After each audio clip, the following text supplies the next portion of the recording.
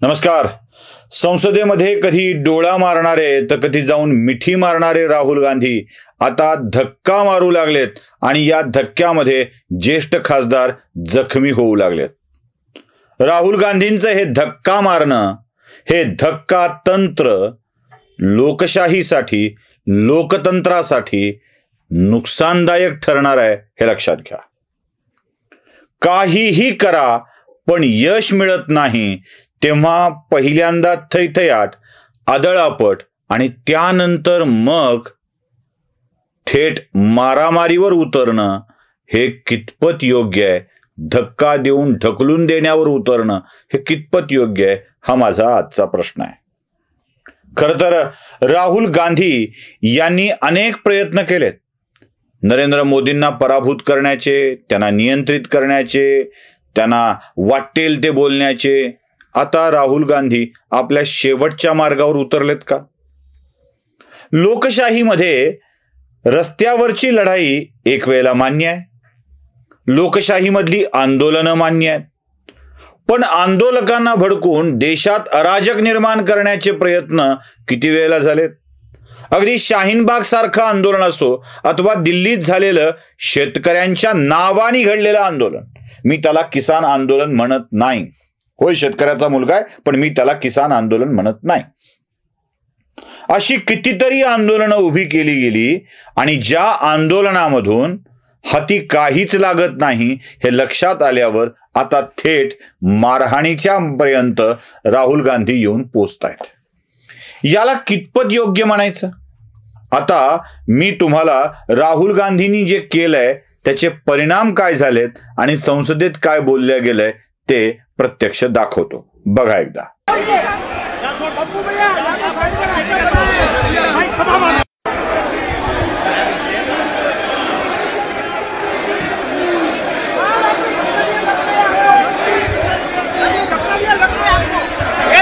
आपको शर्म नहीं आती है क्या राहुल? क्या शर्म नहीं आती है?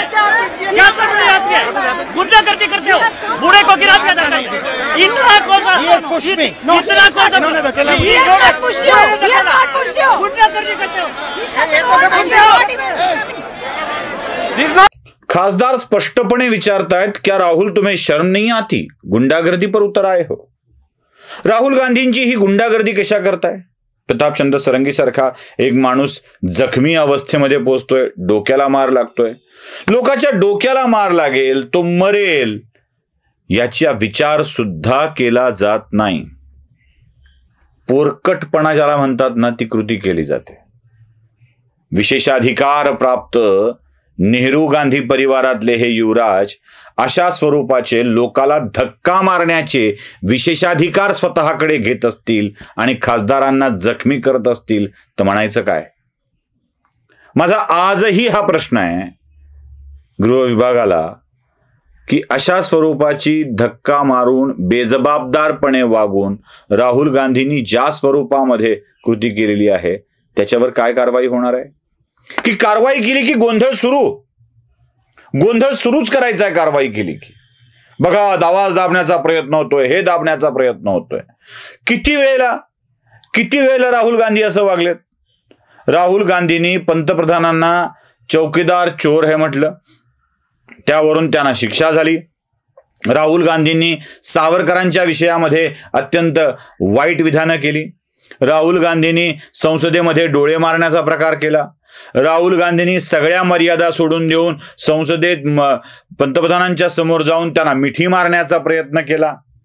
या सगळ्या कृती ज्या राहुल गांधी करतायत त्याला काय म्हणायचं? त्याला कुठल्या स्वरूपात घ्यायचं? राहुल गांधींना आता हे सगळं करून हाती काहीच लागणार नाही हे कळायला लागलंय. आणि ज्या दिवशी हाती काहीच लागणार नाही हे कळायला लागलंय त्या दिवशी राहुल गांधी आता धक्के मारणे, निघून जाणे या प्रकाराकडे जात आहेत. आणि पुन्हा साळसूदपणाचा आव्हान, मी नाही बाबा अशी भूमिका घेत आहेत. राहुल गांधी आता आपण नुसते तरुण राहिलेले नाही आहात. 55 वर्ष वय होतंय आपलं, 55वं वर्ष चालू आहे आपल्या आयुष्याचं. आणि यावेळी माणूस प्रगल्भ होतो असं म्हणतात. राहुल गांधींच्याकडे अजून ही प्रगल्भता आलेली नाहीये. ही धक्का तंत्र राहुल गांधींचा तोल सुटतोय हे दाखवणारी आहे. दाखवणारी आहेत. आणि त्यांनी एक विधान सुद्धा केलंय, सगळा देश पेटेल याआधी. देशाला पेटवा पेटवीची भाषा करायची आणि या स्वरूपाच्या कृती करायच्या, देशाच्या व्यवस्थेविषयी अविश्वास निर्माण होईल अशा कृती करायच्या, देशात अराजक पसरवायचं हे राहुल गांधींचं ठरलेलं आहे. म्हणून ईव्हीएम वर शंका घ्यायची, ईव्हीएम खोटा आहे म्हणायचं. राहुल गांधी, कर्नाटक छोटं राज्य नाही आहे ज्या राज्यामध्ये आपल्याला सत्ता मिळाली. राहुल गांधी, तेलंगणा छोटं राज्य नाही आहे ज्या राज्यामध्ये आपल्याला सत्ता मिळाली. राहुल गांधी, झारखंड अगदी छोटं राज्य नाही आहे ज्या राज्यामध्ये आपल्याला सत्ता मिळाली. आत्ता झालेल्या निवडणुकांच्या मध्ये 3 राज्यामध्ये राहुल गांधींना सत्ता मिळते आणि राहुल गांधी ईव्हीएमच्या नावाने बोंब मारतात. राजद्रोह आहे हा, राजद्रोह. निवडणूक आयोग ही अशी स्वायत्त संस्था असते, अशी संविधानात्मक निर्मिती आहे ज्याच्यावरती शंका घेतली जाऊ नये. यांच्यावरच शंका घेऊन राहुल गांधींना देशातली परिस्थिती अशांत करायची आहे. बघा तुम्ही, महाराष्ट्रात सुद्धा ज्या ज्या काही घटना घडलेल्या आहेत त्या घटनांच्या मधून अराजक वाढविण्याचे प्रयत्न काँग्रेसी कार्यकर्ते जे राहुल गांधींचे अनुयायी आहेत त्यांच्याकडून घडवलं जात आहे. आणि हे धोकादायक आहे.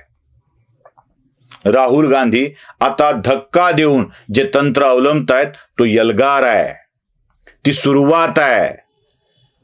या त्यांच्या पुढच्या कृतीच्या या अजेंड्याची सुरुवात आहे. तोल सुटलाय, तोल सुटलाय. आता अशांत परिस्थिती निर्माण करायची आहे.